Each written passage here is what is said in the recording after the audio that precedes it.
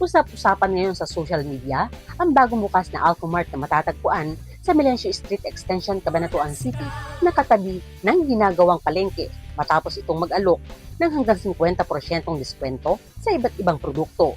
Para naman sa mas malalaking gamit, ibinebenta ang single burner gas stove sa 322 pesos at single tub washing machine sa halagang 3,393 pesos. Mabibili rin sa Alcomart Cabanatuan ang iba't ibang klase ng perfume at cologne na nagkakahalaga mula 39 pesos hanggang 160 pesos.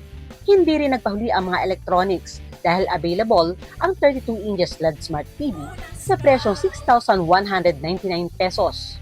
Mayroon ding iniaalok ang Alcomart para sa mga naghahanap ng mga murang pangregalo ngayong Pasko, gaya ng kitchenwares, plasticwares, cosmetics, disposable supplies, plates and bowls, glassware, pots and pans, baking needs, speakers, at iba't ibang electric items.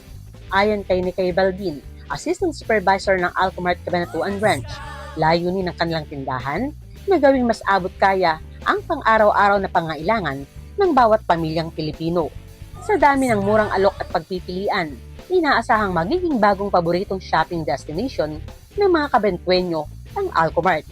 Kayo po ay in-invite namin dito sa Alcomart Cabanatuan City Branch para po sa mga naghahanap ng pangregalo. Ngayong darating na Kapaskuhan, marami po kaming nakasale. Kami po ay matatagpuan sa Melencio Extension, Cabanatuan City. Kasama si Jerome Tiquia at Smiles of the 23, Elsa Navallo para sa Balitang Unang Sigaw.